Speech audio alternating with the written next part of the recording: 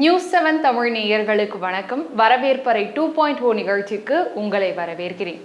இந்தியாவினுடைய முதுகெலும்பு என்று சொல்லப்படுவது விவசாயம் தான். இந்த விவசாயம் இன்னைக்கு இருக்க இளைஞர்கள் தொடர்ந்து பண்ணணும் அப்படின்னு ஆசைப்படுறாங்க. அல்லது நிலம் இருக்கு, ஆனால் அதில் எப்படி விவசாயம் பண்ணுறது அப்படின்னு தெரியல அப்படின்னு நிறைய பேர் சந்தேகத்தோடவும் இருக்காங்க. இவங்க எல்லாருக்குமே தொடர்ந்து தீர்வுகளையும் வழிகாட்டுதல்களையும் கொடுத்துட்டு வரக்கூடிய ஆனந்தா அக்ரிகல்ச்சரல் சொல்யூஷன்ஸ்னுடைய நிறுவனர் பொன்பாண்டி கனிராஜன் சார் தான் இன்னைக்கு நம்ம கூட இருக்காங்க. அவங்க கிட்ட பேசலாம். வணக்கம் சார். வணக்கம். எப்படி இருக்கீங்க? நல்லா இருக்கேன். நீங்கள் நல்லா இருக்கீங்களா? நல்லா இருக்கேன் சார். ஸோ விவசாயம் அப்படின்றது ரொம்ப ரொம்ப முக்கியமான விஷயம் சார். ஒரு விவசாயிக்கு ஒரு தீர்வு சொல்லணும் அல்லது விவசாயம் செய்யணும் அப்படின்றவங்களுக்கு வழிகாட்டணும் அப்படின்ற ஒரு கான்செப்ட் எப்படி ஸ்டார்ட் ஆச்சு? இதுக்கான காரணம் என்ன? காரணம் ஒன்றும் இல்லைங்க. நான் பேசிக்காக ஒரு நடுத்தர குடும்பத்தை சேர்ந்தவன் தான். தூத்துக்குடி எங்கள் சொந்த ஊர். தூத்துக்குடி பக்கத்தில் திரவியபுரம்ன்றதான் எங்கள் அப்பா ஊர். எங்கள் தாத்தா, எங்கள் அப்பாவோட அப்பா, அம்மாவோட அப்பா, இவங்க எல்லாருமே விவசாயம் தான் முதல் நிலையான தொழில். பட் காலகட்டம் நம்மெல்லாம் ஆஃபீஸ் வேலைக்கு போக வேண்டிய சுச்சுவேஷன் இருந்ததுனால நானும் படிச்சுட்டு டெலிகாமில் ஒர்க் பண்ணேன். ஒரு 18 வருஷம் ஒர்க் பண்ணேன். நிறைய விஷயங்கள் ஒரு கட்டத்தில் நம்ம பிறந்த நாட்டுக்கு ஏதாவது ஒன்று செய்யணுமே, இயற்கைக்கு ஏதாவது செய்யணுமே. நம்ம டெய்லி சுவாசிக்கிறோம் ஆக்சிஜன். அந்த ஆக்சிஜன் மரங்கள் நமக்கு கொடுக்குது. நம்ம பொதுவாக ஒரு கடன் வாங்கினா அதை திருப்பி கொடுத்துருவோம் இல்லையா? அப்போ மரத்துக்கிட்ட இருந்து நம்ம ஆக்சிஜனை கடன் வாங்கியிருக்கோம். அதை எப்படி கொடுக்க போகிறோம்? அப்போ நம்ம மூலமாக கொடுக்கணும், நம்ம மூலமாக நிறைய பேரை கொடுக்க வைக்கணும் அப்படின்ற ஒரு எண்ணத்தில் ரொம்ப சிந்தனை பண்ணி இந்த விவசாய தொழிலுக்குள்ளே வந்துடணும் அப்படின்னு சொல்லிட்டு 2016 கார்ப்பரேட் ஜாப்பை நான் ரிசைன் பண்ணிவிட்டு ஒரு கம்பெனியில் போய் ஒரு 1.5 வருஷம் ஒர்க் பண்ணி கொஞ்சம் எக்ஸ்பீரியன்ஸ் எடுத்துகிட்டு ஃபார்மர்ஸ் கூடலாம் இன்ட்ராக்ட் பண்ணி நாலேஜ் எடுத்துகிட்டு அதுக்கப்புறம் ஒரு டிஃப்ரெண்ட்டான செட்டப். அதாவது இன்றைக்கி விவசாயத்தை நோக்கி நிறைய பேர் வர்றவங்க நிறைய இடத்துல தோத்துடுறாங்க, நிறைய இடத்துல முறதவரி செஞ்சுறாங்க. இது முறையாக செய்யணும் அப்படின்னு சொல்லிட்டு விவசாயிகள்கிட்ட நிறைய விஷயங்களை கற்றுக்கிட்டு பண்ணணும்னு சொல்லிட்டு ஒரு பயங்கரமாக ஒரு வெறித்தனமான ஆசை. அந்த இதில் உருவாக்கப்பட்டது தான் இந்த ஆனந்தா அக்ரிகல்ச்சரல் சொல்யூஷன்ஸ் அப்படின்ற நிறுவனம்.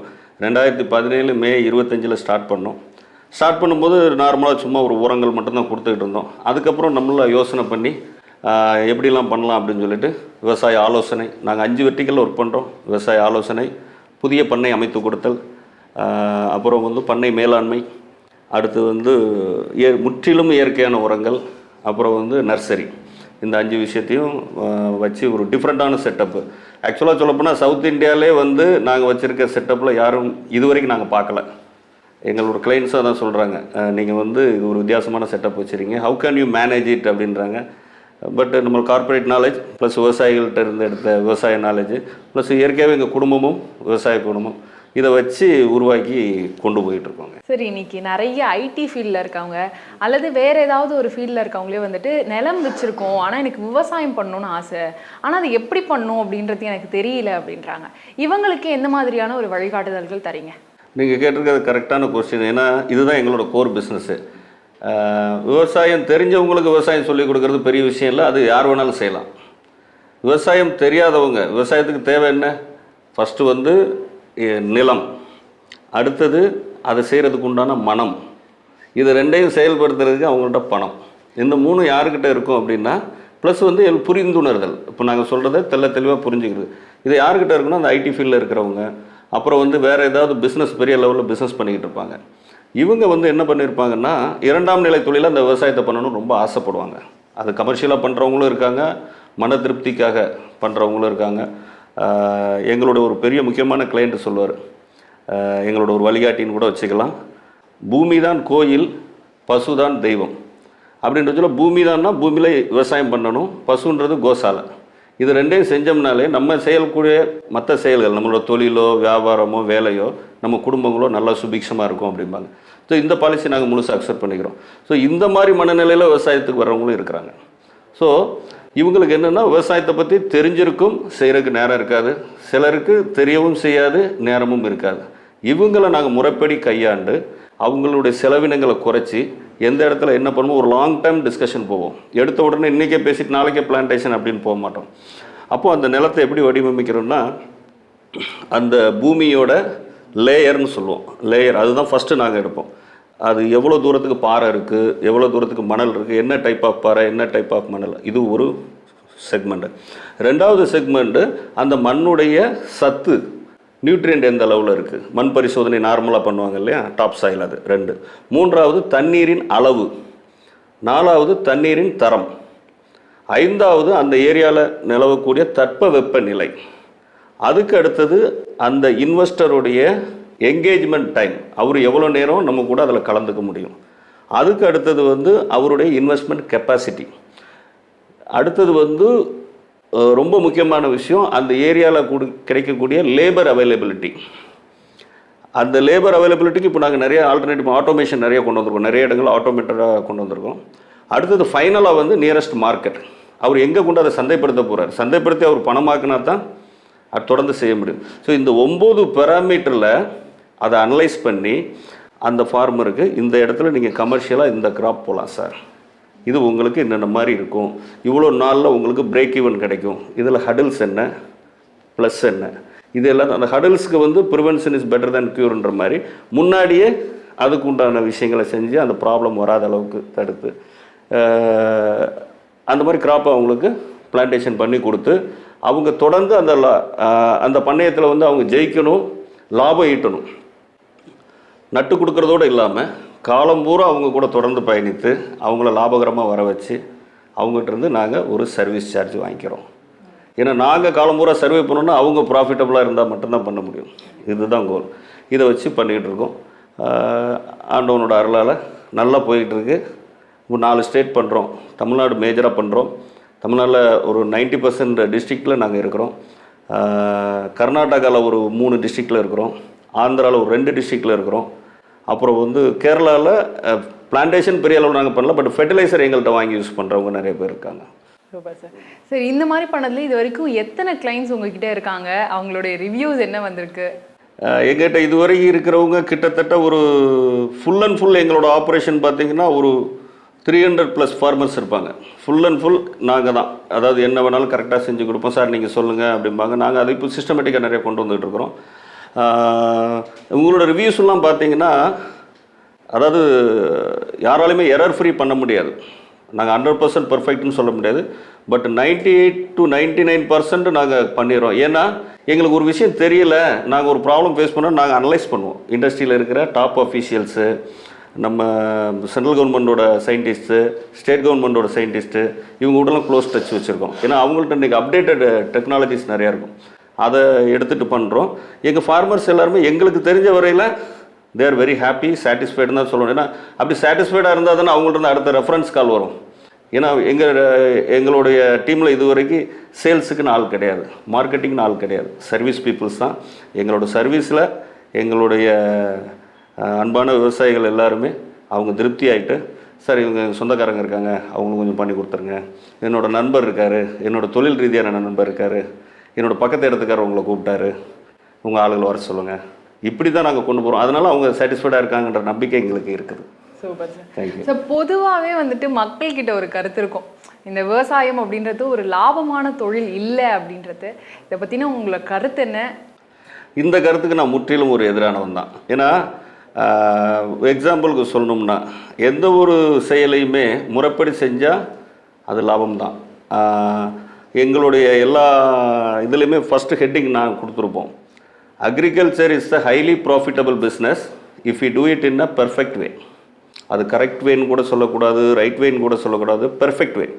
அந்த பெர்ஃபெக்ட் வேல பண்ணும்போது விவசாயம் முற்றிலும் லாபகரமான தொழில். நிறைய பேர் அந்த முறைகளை தவறி செய்வாங்க, அதாவது வேணும்னு தவறி செய்ய மாட்டாங்க, அவங்கள அறியாமல் தவறி செய்வாங்க. இன்னைக்குள்ள டெக்னாலஜி, எந்த சீடு அது எந்த டைமில் போடணும், இல்லை எந்த சாப்ளிங்ஸு, அது யார் ஸ்பெஷலிஸ்ட்டு, இந்த விலை குறைஞ்ச உடனே கெட்ட பொருளும் கிடையாது, விலை கூடின உடனே நல்ல பொருளும் கிடையாது. அப்போ டெக்னிக்கலாக அதில் அந்த ஒரு நாற்று, ஒரு மாங்கன்று நாற்று வாங்குறீங்கன்னு வச்சிங்களேன், 20 ரூபாய்க்கும் கிடைக்கும், 400 ரூபாய்க்கும் கிடைக்கும். 400 ரூபாய் கிடைச்சோன்னு அது ஸ்பெஷல் கிடையாது, 20 ரூபாய் கிடைச்சோன்னு இது ஒஸ்ட்டு கிடையாது. அப்போ ஒரு மாமரத்தை பொறுத்த வரைக்கும் ஸ்டெம் போரர்னு ஒரு வண்டு வரும். அது வரணும்னா கீழேருந்து 3 அடி உயரத்துக்கு தான் அது தாவும். அந்த 3 அடி உயரத்துக்குள்ளே அதில் பேட்சஸ் எதுவும் இருக்கக்கூடாது. அப்போ அந்த லெவலுக்கு யார் கிராஃப்ட் போட்டிருக்காங்களோ அவங்கள செலக்ட் பண்ணி அவங்கள்ட்ட அந்த சாப்ளிங்ஸ் அது என்ன காஸ்ட் ஆனாலும் பரவாயில்ல அதை வாங்கி நடணும். நம்ம காஸ்ட்டுக்கு ஏற்ற மாதிரி பண்ணக்கூடாது. அதனால தான் நான் முதல்ல சொன்ன இன்வெஸ்ட்மெண்ட் கெப்பாசிட்டி. இப்போது தரமான பொருள் 10 ஏக்கர் பண்ண வேண்டிய இடத்துல 2 ஏக்கர் கூட பண்ணலாம், தப்பு கிடையாது. 10 ஏக்கரை தப்பாக பண்ணிவிடுவோம், 2 ஏக்கரை பெர்ஃபெக்டாக பண்ணணும். இந்த வழிகாட்டுதல் தான் நாங்கள் பண்ணுவோம். எங்கிட்ட நிறைய பேர் வருவாங்க, நிறைய பெரிய பெரிய கிளைண்ட் சொல்லுவாங்க, சார் 100 ஏக்கர் வச்சுருக்கோம், உடனே பிளான்டேஷன் பண்ணணும். போய் பார்ப்போம், நேராக பார்த்துட்டு நாங்கள் அவங்களுக்கு சொல்லுவோம், சார் அவசரப்பட்டு 100 ஏக்கர் முதல்ல பண்ணக்கூடாது, முதல்ல ஒரு 5 ஏக்கர் பண்ணுவோம், அதை பார்த்துட்டு அடுத்தடுத்து. ஏன்னா எல்லா இடத்துக்கும் எல்லாம் சூட்டபுள் ஆகும்னு சொல்ல முடியாது. சரி, இது ஒரு பக்கம். இன்னொரு பக்கம் விவசாயம் நஷ்டமான தொழில்னு சொல்கிறாங்கன்னு சொல்கிறீங்க இல்லையா? இந்த முறையாக செய்யும்போது நஷ்டம்ன்றதுக்கு வாய்ப்பே கிடையாது. பொதுவாக நம்ம ஊரில் ஒரு பழமொழி சொல்லுவாங்க, டீ கடை வச்சு கோடீஸ்வரன் ஆனவங்களும் இருப்பாங்க, டீ கடை வச்சு மூடிட்டு போனவங்களும் இருப்பாங்க. அப்போ டீ கடை தொழில் தப்பான தொழில் அல்ல, நஷ்டமான தொழில் அல்ல, அதை செய்கிற பர்சன் தான். விவசாயம் என்றைக்குமே தோக்காது. விவசாயி வேணால் தோக்கலாம், விவசாயம் தோக்கவே தோக்காது. விவசாயம் முற்றிலும் லாபகரமான தொழில். அப்படி உங்களுக்கு தெரிஞ்சு யாராவது வந்து நஷ்டம்னு சொன்னாங்கன்னா ஜஸ்ட் என்கிட்ட பேச சொல்லுங்கள். அதை எப்படி லாபமாக கொண்டு போகிறதுன்றது எங்களால் இயன்ற அளவுக்கு அவங்களுக்கு நாங்கள் கைட் பண்ண முடியும். ஸோ விவசாயத்துக்கு வந்துட்டு ரொம்ப முக்கியமானது வந்துட்டு மண் தான். மண் எந்த அளவுக்கு வளமாக இருக்குது அப்படின்றது தான். ஸோ இது நீங்கள் எப்படி டெஸ்ட் பண்ணுறீங்க? இதுக்கான ப்ராசஸ் என்ன? லேப் வச்சுருக்கீங்களா? லேப் இல்லாமல் நம்ம அலைடாக நிறைய இடத்துல வச்சுருக்கிறோம். நாங்கள் இப்போ மதுரையில் ஓனாக ஒரு பெரிய யூனிட் ஃபேக்ட்ரி பார்த்துட்டு ஒரு 2 ஏக்கரில் இடம் பார்த்துட்டு இருக்கோம். அதில் போடும்போது அதில் நாங்கள் மண் பரிசோதனைலாம் எங்களோட விவசாயிகளுக்கு இலவசமாக பண்ணி கொடுக்கணும் அப்படின்ற ஒரு பெரிய லேப் செட்டப்லாம் பிளான் பண்ணி we are planning for around some crores லெவலில் பிளான் பண்ணிக்கிட்டு இருக்கோம். மேபி ஒரு 3-4 மந்த்ஸில் அதை நாங்கள் பண்ணிவிடுவோம். அப்போ நாங்கள் பெரிய லெவலில் அதை பண்ணி கொடுப்போம். மண் வந்து விவசாயத்துக்கு ரொம்ப முக்கியமானது. ஏன்னா மண் தான் ஒரு கேரியர்னு சொல்லுவோம். Soil is a carrier. அந்த சாயிலில் நம்ம தண்ணியை விடும்போது அந்த தண்ணி மூலமாக அந்த மண்ணில் கிடைக்கக்கூடிய அந்த ஈர பதத்தை தான் அந்த பயிர் எடுத்துக்குமோ வழி எந்த ஒரு பயிரும் நேரடியாக தண்ணீரை உள்ளே எடுத்துக்காது. ஸோ அந்த சாயில் எந்த அளவுக்கு அந்த மாய்ச்சரை கிரியேட் பண்ணுறதுக்கு கெப்பாசிட்டியோடு இருக்குது அப்படின்றது தான். நியூட்ரியன்ட் இல்லைன்னா எந்த நியூட்ரியன்ட் இல்லைனாலும் வர வச்சுக்கலாம். நீங்கள் டெக்னிக்கல் இருக்குது. இப்போ மண்ணில் சத்தே இல்லைன்னா சத்தெல்லாம் கொண்டு வந்துடலாம், சத்தும் இயற்கை முறையில் கொண்டு வந்துடலாம். அங்கே உள்ள இலைத்தலைகள், அங்கே உள்ள பசுந்தாள் உரங்கள், அந்த அனிமல் வேஸ்ட்டு, மாட்டு சாணம், ஆட்டு சாணம், அப்புறம் நம்மாழ்வார் ஐயா வழிகாட்டின மாதிரி இந்த பஞ்சகவ்யா, ஜீவாமிர்தம், அமிர்த கரைசல், மீன் அமிலம், நிறைய விஷயங்கள் இருக்குது. அந்த மாதிரி நாங்களே ஒரு 52 வகையான இயற்கை உரங்கள் தயார் பண்ணுவோம். அது மூலமாக பண்ணோம்னா அந்த மண் வந்து வளம். ஏன்னா மண் வளம் தான் மெயின். இயற்கை விவசாயத்துக்கு மண் வளம்ன்றது ரொம்ப முக்கியமானது. இதே ரசாயன உரம்னா மண் எப்படி இருந்தாலும் வளர வச்சிடலாம். ஏன்னா அது நரம்புல ஊசி போடுற மாதிரி அந்த உரங்கள். ஸோ இயற்கையான முறையில் மண்ணை வளப்படுத்துறதுக்கு உண்டான எல்லா டெக்னாலஜியும் எங்கிட்ட இருக்குது. மண் வளம் விவசாயத்துக்கு ரொம்ப முக்கியமானது. கண்டிப்பாக சார். நம்மாழ்வார் ஐயா பற்றி சொன்னீங்க. அவர் இயற்கை விவசாயம் தான் பண்ணுங்க அப்படின்னு வந்துட்டு எல்லாரையும் வந்துட்டு சொல்லிட்டு இருப்பாரு. ஸோ நம்ம வந்துட்டு இப்போ விவசாயிகளுக்கோ அல்லது விவசாயம் பண்ணுற விருப்பம் இருக்கவங்களுக்கோ ஒரு வழிகாட்டும் போது என்ன மாதிரியான இயற்கை உரங்களை பரிந்துரைக்கிறோம்? இயற்கை உரங்கள்ன்றது இன்னைக்கு இருக்கிற பொல்யூஷனுக்கு வந்து சம் இன்புட்ஸ் கொடுக்காம இன்னைக்கு பயிர் வளராது. முன்னாடி காலத்தில் வந்து இவ்வளோ பொல்யூஷன் கிடையாது. இவ்வளோ ஃபேக்ட்ரிஸோ இவ்வளோ கார்ஸோ இவ்வளோ பொல்யூஷன் கிடையாது. அதனால் முன்னாடி வந்து உரம்னா வெறும் மாட்டுச்சாண உரம், ஆட்டுச்சாண உரம் இதை மட்டும் போடுவாங்க, இலைத்தலைகளை போடுவாங்க, வைக்கோ, அந்த மாதிரி நிறைய விஷயங்கள் பண்ணுவாங்கன்னு வச்சிங்களேன். ஆனால் இன்றைக்கி உரங்கள் போட்டால் மட்டும்தான் பயிரில் நீங்கள் மகசூல் கமர்ஷியலாக ஜெயிக்க முடியும். அப்படி போடும்போது 3 டைப்பாக உரம் போடலாம். ஒன்று கமர்ஷியலாக 3 பண்ணலாம். ஒன்று அவர் உள்ளே தோட்டத்துக்குள்ளே தயாரிக்கிறது, 2வது இயற்கையான உரங்களை வெளியிலேருந்து வாங்கி போடுறது, 3வது ரசாயன உரங்களை வெளியிலேருந்து வாங்கி போடுறது. ரசாயன உரங்களுக்கு நம்ம வாய்ப்பு கொடுக்கறதில்ல. இயற்கை 2வது ஆப்ஷன். இயற்கை உரங்களை வெளியில் வாங்கி கொடுக்குறதுனா எங்கள்கிட்டயோ எங்களை மாதிரி நிறைய நிறுவனங்கள் இருக்காங்க, நல்லா பண்ணுறவங்க நிறைய பேர் இருக்காங்க, அவங்ககிட்ட வாங்கி போடலாம். ஆனால் ஒரு விவசாயி உரச்செலவில் எந்த அளவுக்கு அவருடைய செலவினங்களை கட்டுப்படுத்துகிறாரோ அந்த அளவுக்கு தான் அவர் லாபம் பார்க்க முடியும். அதனால் நாங்களே ஒரு 32 வகையான உரங்கள் வச்சுருக்கோம் ஒவ்வொரு ஸ்டேஜ். இருந்தாலும் எங்களோட உரங்களை கொடுக்கறதுல நாங்கள் ப்ரையாரிட்டி கொடுக்க மாட்டோம். அந்த ஃபார்மரை அவங்க தோட்டத்துக்குள்ளே தயார் பண்ண சொல்லுவோம். பஞ்சகவ்யா, மண்புழு உரம், ஜீவாமிர்தம், அமிர்த கரைசல், தேமோர் கரைசல், அரப்புமோர் கரைசல், எலுமிச்சை முட்டை கரைசல், அப்புறம் பெருங்காய கரைசல்னு ஒன்று போடுவோம், தசகாவியா, பூச்சி விரட்டி, பத்திலை கஷாயம், இந்த மாதிரி அடிக்கிக்கிட்டே போகலான்னு வச்சுங்களேன். இதை தயார் பண்ணும்போது என்னன்னா அந்த ஃபார்மரை நாங்கள் இன்டைரக்டாக உள்ளே எங்கேஜ் பண்ண வைக்கிறோம் அவரோட ஆக்டிவிட்டியில். எங்களோட குறிக்கோள் காலம் பூரா நாங்கள் உங்கள் கூட இருக்கணும்னா நாங்கள் இருக்கிறது வேல்யூ ஆடடாக தான் இருக்கணும், நீங்கள் எக்யூப் ஆகணும். இன்றைக்கி எங்கள்கிட்ட கிட்டத்தட்ட ஒரு 300-400 கிளைண்ட் இருக்காங்க டைரக்ட் கனெக்டில். இவங்க எல்லாருக்கும் காலம் பூரா நாங்கள் இவங்களுக்கு மட்டுமே சொல்லிக் கொடுத்துக்கிட்டு இருந்தால் அடுத்தவங்களுக்கு எப்போ சொல்லிக் கொடுக்குறது? அதனால் இவங்களை ஒரு 6 மந்த்துக்குள்ள நாங்கள் எக்யூப் பண்ணிடுவோம். எக்யூப் பண்ணிட்டோன்னா அது போக வேல்யூ ஆடடாக நாங்கள் அந்த லாங் டேர்மில் அவங்க கூட இருந்து ஜர்னி பண்ணி சொல்லி கொடுத்துக்கிட்டே இருப்போம். ஸோ இந்த விஷயங்களை பண்ணும்போது அவங்களோட உர செலவு கிட்டத்தட்ட 70-80% குறைஞ்சிடும். ஸோ அப்போது நஷ்டம்னு சொல்கிறாங்கல்ல, அதுக்கு வாய்ப்பே இல்லாமல் போயிடும். ஸோ லாபகரமான பண்ணையம் அப்படின்றதுக்கு இந்த இன்ஹவுஸ் ப்ரிப்பரேஷன் சொல்லுவோம், தோட்டத்திலே உரம் தயாரித்தல்ன்றது ஒரு முக்கியமான பங்கு. Super sir. சார் இப்போ வந்துட்டு ஒரு தனியார் நிறுவனத்தில் நல்ல ஒரு பொசிஷனில் பணியாற்றிட்டு இருந்துட்டு விவசாயம் கூட இல்லை, விவசாயத்துக்கு நான் வழிகாட்ட போகிறேன் அப்படின்னு இறங்கி வரீங்க. இந்த நேரத்தில் உங்களுக்கு யாரெல்லாம் சப்போர்ட்டிவாக இருந்தாங்க? ஃபேமிலி சப்போர்ட் எந்த அளவுக்கு இருந்துச்சு? இல்லை, இறங்கி வரீங்கன்றீங்க. நான் இறங்கி வந்து கிட்டத்தட்ட 7 வருஷம் ஆயிடுச்சு. இந்த இண்டஸ்ட்ரிக்கு வந்து தனிமரம் தோப்பாகாதும்பாங்க. ஒரு சிங்கிள் மனுஷனால் வந்து நிறைய விஷயங்கள் சாதிக்கணுமா அப்படின்னா கொஸ்டின் மார்க் தான். அப்படியே பண்ணாலும் அது ஒரு லிமிட்டு தான் இருக்கும். எங்களுடைய விஷனே என்னென்னா, இப்போ எங்கள்கிட்ட டோட்டலாக கிட்டத்தட்ட ஒரு 61 ஸ்டாஃப்ஸ் இருக்காங்க.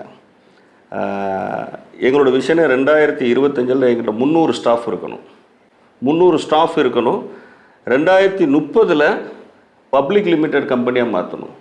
அக்ரிகல்ச்சர் சர்வீஸ் இண்டஸ்ட்ரியில் ஒரு ஃபெர்டிலைசர் கம்பெனி நிறைய லிமிடெட் கம்பெனி இருக்குது, நர்சரிக்கு கூட சில லிமிடெட் கம்பெனி இருக்குது. பட் அக்ரிகல்ச்சர் சர்வீஸில் எனக்கு தெரிஞ்ச அளவில் இந்திய அளவில் லிமிடெட் கம்பெனின்றது கிடையாது. ஸோ 2030 இந்த நிறுவனத்தை ஒரு லிமிடெட் கம்பெனியாக மாற்றணும் அப்படின்னா பல பேரோட தோள்கள் வேணும், பல பேரோட கரங்கள் வேணும். அதில் எனக்கு முதலாக என்னோடய வாழ்க்கை துணைவியார் திருமதி மாலினி, அவங்களும் என்னுடைய மகள் கனகலட்சுமி, இவங்க 2 பேரும் என்னுடைய இரு தோள்களில் இருக்கிறாங்க. அதுக்கப்புறம் கொஞ்சம் கூட என்னை தவங்க விடாமல் பார்க்குறது என்னுடைய பாலிய சிநேகிதர், என் பிஸ்னஸ்லையும் கூட ரன் பண்ணுறார், மிஸ்டர் முத்துக்குமாரசாமின்ட்டு அவர். அப்புறம் என்னோடய நிர்வாக பொறுப்புகள் எல்லாத்தையுமே தோளில் சுமந்துக்கிட்டு இருக்கிறாரு மிஸ்டர் பூரணச்சந்திரன் அப்படின்ட்டு. இந்த 4 பேர் தான் இந்த ஆண்டர்ப்ரனர்ஷிப்பில் என்னுடைய 4 வீல். ஆமாம், அது போக அப்பா அம்மா தம்பி தங்கச்சி எல்லாருமே இருக்காங்க, சித்தப்பா பெரியப்பா நிறைய பேர் மாமா எல்லாமே இருக்காங்க, எல்லோரும் சப்போர்ட் பண்ணுறாங்க. குடும்ப அளவில் இந்த தொழிலை என்றைக்கு ஆரம்பித்தோமோ, கார்ப்பரேட்டில் சம்பாதிக்கும் போது கூட எனக்கு இவ்வளோ மரியாதை கிடையாது. இந்த விவசாய தொழிலில் வந்து இவ்வளோ 60 குடும்பங்களுக்கு நம்ம டைரெக்டாக வேலை வாய்ப்பு கொடுக்குறோம். இன்றைக்கி கிட்டத்தட்ட ஒரு 200 குடும்பங்கள் இன்டைரக்டாக என்கிட்ட வேலை செய்கிறாங்க. கான்ட்ராக்டர் டீம் இருக்காங்க, நிறையா பண்ணி கொடுக்குறோம், பர்ஃபெக்ஷனான டீமு. அவங்கெல்லாம் கிட்டத்தட்ட ஒரு 250 குடும்பத்துக்கு ஆண்டவன் வந்து இந்த நிறுவனத்தின் மூலமாக வேலைவாய்ப்பு வழங்கி அவங்களோட வாழ்வாதாரம் கொடுக்குறதுக்கு இந்த 4 வீல் தான். இந்த 4 வீலுக்கு மேலே ஓடுற வண்டி தான் நான். வாழ்த்துக்கள் சார். Thank you sir. இப்போ வந்துட்டு இளைஞர்கள் ஐடி இப்போ வந்துட்டு படிச்சிருப்பாங்க, ஏதோ ஒரு டிகிரி படிச்சிருப்பாங்க, ஆனால் வந்துட்டு இயற்கை தான் விவசாயம் பண்ணணும் அப்படின்றத உங்களுக்கு ஒரு மிகப்பெரிய ஆசையாக இருக்கும். ஸோ அவங்களுக்கு எந்த மாதிரியான ஒரு கைட்லைன்ஸ் நீங்கள் கொடுத்துட்ருக்கீங்க? எங்களோட கைட்லைன்ஸ் என்னென்னா, ஒரு செயலை செய்கிறதுக்கு முன்னாடி நல்லா அனலைஸ் பண்ணும். இப்போ நேற்று கூட ஃபார் எக்ஸாம்பிள் திருநெல்வேலி மாவட்டத்தில் ஒரு முக்கியமான ஒரு பெரிய குடும்பத்தை சேர்ந்த ஒரு விவசாயி அவர் சந்தித்தோம். அவர் என்ன சொன்னார்னா, பெப்பர் பண்ணணும் அப்படின்னு சொல்லி பெப்பர் விவசாயம் பண்ணணும்னு நினச்சிருக்கிறாரு. 5 வருஷமாக அதை ஆராய்ச்சி பண்ணியிருக்கிறார். 5 வருஷமாக சுற்றி இருக்கிறார். எங்கே பெப்பர் என்ன வெரைட்டி. நான் சில ப்ரிப்ரேஷனோட போனேன். நேற்று அவர் கூட எனக்கு ஃபஸ்ட் மீட்டு. நான் எனக்கு தெரிஞ்ச ஒரு 5-6 வெரைட்டியை போட்டு ப்ரொப்போசல்லாம் எடுத்து அந்த பிளான்டேஷன் என்ன பண்ணலான்னு சொல்லி எடுத்துகிட்டு போகிறேன். வண்டியில் போகும்போதே அவர் பேசிட்டு வர்றாரு. அவர் தான் ட்ரைவ் பண்ணி கூப்பிட்டு போகிறாரு. சொல்கிறாரு, அவர் ஒரு 25 வெரைட்டி சொல்கிறாரு. நான் ப்ரொப்போசல் எடுத்து ஓரமாக வச்சிட்டேன். நம்ம வந்து இங்கே சொல்லிக் கொடுக்கக்கூடாது, நம்ம தான் கற்றுக்கணுன்ட்டு. ஸோ இந்த மென்டாலிட்டியோட போனால் தான் ஜெயிக்க முடியும். போயிட்டு உட்காந்து எங்களுக்கு தெரிஞ்ச டெக்னாலஜிலாம் சொன்னேன். சொல்லும்போது 5 வருஷமாக ஒரு மனுஷன் ரிசர்ச் பண்ணி இப்போது நாங்கள் என்ன சொல்லுங்கள், இன்னும் 3 months டைம் வச்சுக்கோம் பிளான்டேஷனுக்கு. அதுக்கு என்னென்ன பண்ணணும்னு சொல்லி வி ஹேட் சம் டாக்குமெண்ட்ஸ், இது பண்ணணுன்ட்டு. இப்படி ஒவ்வொரு விவசாயியும் சிந்தித்து பண்ணாங்கன்னா 100% தோக்க மாட்டாங்க. எடுத்த உடனே இன்றைக்கி பணம் வந்திருக்கு, இன்றைக்கி இடம் இருக்குது, நாளைக்கே போய் எனக்கு பிளான்டேஷன் பண்ணு, அடுத்த மாதம் 20 எனக்கு பண்ணி கொடுத்துரு, பண்ணவே கூட. ஃபஸ்ட்டு அந்த பூமி தாய் நம்மளை அலோவ் பண்ணணும். அந்த பூமியில் போய் நடக்கணும், அவங்கள பார்க்கணும். நாங்களாம் உள்ளே போனோம், மனதார கால் வைக்கும்போது முதல்ல என்ன வேண்டுமா, அம்மா உங்கள்கிட்ட வந்திருக்கேன், உனக்கு சேவை செய்கிறதுக்கு எனக்கு அனுமதி கொடுஞ்சு மனசுக்குள்ளே வேண்டிப்பேன். ரொம்ப ஃபார்மாலிட்டியாக தொட்டு கும்பிட்றலாம் கிடையாது, பட் மனசுக்குள்ளே வேண்டிப்பேன். அப்படி அந்த கால் வச்ச உடனே எங்களுக்கு ஒரு ஃபஸ்ட்டு வைப்ரேஷன் தெரியும். இந்த இடம் பர்ஃபெக்ட்டு, இல்லை இதில் கொஞ்சம் பிரச்சனை இருக்க மாதிரி தெரியுது, இல்லை இந்த இடம் வேண்டாம், இல்லை இந்த இடம் கொஞ்சம் கிரிட்டிக்கல் அப்படின்றது ஒரு டச் விட்டு எங்களுக்கு கிடச்சிரும். கிடச்சோன்னு அவங்ககிட்ட சொல்லுவோம், இதெல்லாம் பண்ணலாம் அப்படின்னு சொல்லிட்டு. ரொம்ப அடம்பிடிப்பாங்க சிலர், இல்லை எனக்கு இன்னொரு 15 நாளைக்குள்ள பண்ணி ஆகணும். அப்போ நாங்கள் சொல்லுவோம், சரி சார், டீஃபால்ட்டாகவே அந்த இடத்துல பிளான்டேஷன் பண்ணுறதுக்கு 1.5 வருஷம் ஆகிடும். அப்போ இதுலேருந்து நான் என்ன சொல்ல வரேன்னா, புதுசாக விவசாயத்தில் வரவங்க அவசரவே படாதீங்க. யாராக இருந்தாலும் சரி, பொறுமையாக அதில் என்னென்ன பேராமீட்டர், என்னை மாதிரி ஒரு 10-20 பேர்கிட்ட கன்சல்ட் பண்ணணும். கன்சல்ட் பண்ணி தெளிவு பண்ணி இதுதான் தெளிவான முடிவு அப்படின்னு சொல்லி வந்ததுக்கப்புறம் அவங்களோட மனநிலைக்கு ஒத்து தெளிவாக ஒவ்வொரு ஸ்டெப்பாக போனோம்னா, நிறைய ஸ்டெப் இருக்குது, டாக்குமெண்ட் பண்ணி பண்ணோம்னா விவசாயம் ஜெயிக்கும்.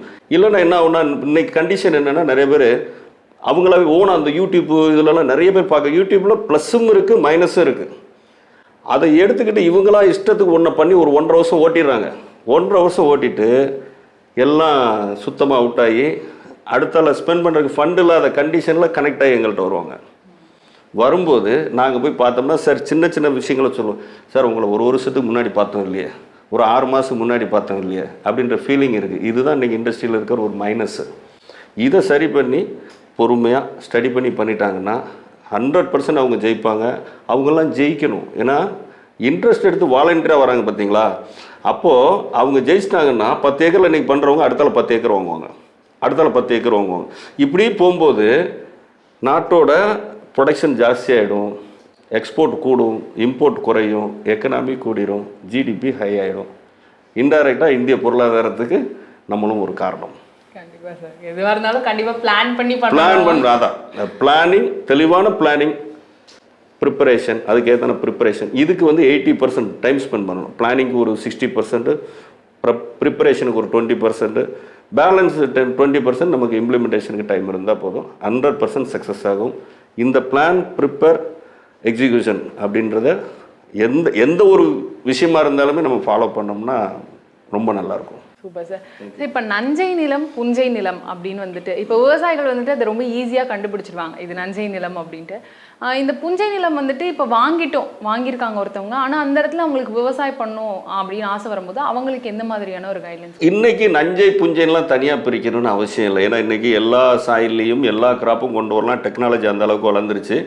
அதனால் வந்து முன்னாடி வந்து புஞ்சைனா ரொம்ப கஷ்டப்படணும், நஞ்சைனா ஈஸியாக பண்ணிடலாம், அப்படி கிடையாது. இன்றைக்கி ரெண்டுலேயுமே என்ன வேணாலும் பண்ணலாம். நிறைய டெக்னாலஜிஸ் இருக்குது. எங்களுக்கு தேவை, நாங்கள் ஒன்று தான் சாயிலோட லேயரிங். எத்தனை அடி தூரத்துக்கு மண்கண்டம் இருக்குது, எத்தனை அடியில் பாறை இருக்குது, என்ன டைப் ஆஃப் பாறை, அது இந்த பர்டிகுலர் பிளான்ட்டுக்கு உகந்த பாறையா ஆப்போசிட்டான பாறையா, இது ஒன்று மட்டும் எங்களுக்கு ஃபைண்ட் அவுட் பண்ணணும். இதை ஃபைண்ட் அவுட் பண்ணால் வேறு எது வேணாலும் நம்ம பண்ணிக்கலாம். மண்ணும் தண்ணி இருந்தால் என்ன வேணாலும் பண்ணிக்கலாம். ஸோ நம்ம ஆனந்தா அக்ரிகல்ச்சரல் சொல்யூஷன்ஸ்னுடைய ஃபியூச்சர் பிளான்ஸ் என்ன, பிரான்ச்சஸ் எங்கெல்லாம் பார்க்கலாம்? எங்களோட நோக்கமே வந்து, நாங்கள் சாதாரணமாக எங்கள் நிறுவனம் தூத்துக்குடி என்னது சொந்த ஊருன்றதுனால தூத்துக்குடி தலைமையகமாக தான் வைக்கணும்னு ரொம்ப ஆசைப்பட்டு வச்சோம். அது மாதிரி எங்கள் பேர் செலக்ட் பண்ணுறதும் ரொம்ப செலக்ட் பண்ணி வச்சோம். நானும் என்னுடைய நண்பர் முத்துக்குமாரசாமியும் சேர்ந்து தான் செலக்ட் பண்ணோம். ஆனந்தா அப்படின்ற வேர்டு வந்து ரொம்ப ஈஸியாக மைண்டில் நிற்கும், ஒரு ஆனந்தமான வார்த்தை. அக்ரிகல்ச்சர்ன்றது நம்மளோட இண்டஸ்ட்ரி. சொல்யூஷன்ஸ் அப்படின்ற வேர்டுக்கு வந்து ஐடி கம்பெனியில் தான் முதல்ல அந்த பேர் வச்சுருப்பாங்க, சொல்யூஷன்ஸ் அப்படின்னு. அந்த சொல்யூஷன்ஸ்னால் அந்த வேர்டோட அர்த்தமே நாங்கள் எதுனாலும் உங்களுக்கு ஒரு தீர்வகம், உங்களுக்கு எந்த பிரச்சனைனாலும் சரி பண்ணி தரோன்றது. இப்படி தான் அந்த பேர் செலக்ட் பண்ணோம். 2017 மே 25 நாங்கள் ஸ்டார்ட் பண்ணும்போது நானும் என் நண்பர் 2 பேர் தான் இந்த கம்பெனியில் ஸ்டாஃபு. இப்போ எங்களோட ப்ரெசன்ஸ் நான் சொன்ன தமிழ்நாட்டில் ஒரு 90% இருக்குது, கர்நாடகா, ஆந்திரா, கேரளா. எங்களோட விஷன் வந்து இந்தியா முழுவதும் எல்லா ஸ்டேட்லேயும் எங்களோட சர்வீஸ் இருக்கணும் அப்படின்றது எங்களுடைய நோக்கம். ஐ திங்க் வந்து அது ஒரு 2035 நிறைவேறும் அப்படின்னு நினைக்கிறேன். கண்டிப்பாக சார். விவசாயம் எப்படி பண்ணணும் அப்படின்ற கைட்லைன்ஸும், விவசாயத்தில் எப்படி லாபம் பார்க்கலாம் அப்படின்ற தீர்வுகளும் தொடர்ந்து கொடுத்துட்ருக்கீங்க. எங்களுடைய கேள்விகளுக்கும் சந்தேகங்களுக்கும் ரொம்ப தெளிவாகவும் விளக்கமாகவும் பதிலளிச்சிங்க. ஆனந்தா அக்ரிகல்ச்சரல் சொல்யூஷன்ஸ் இன்னும் மிகப்பெரிய வளர்ச்சி அடையணும்னு நியூஸ் 7 தமிழ் சார்பாக வாழ்த்துகள் சொல்லிக்கிறோம். ரொம்ப நன்றி. நன்றி சார்.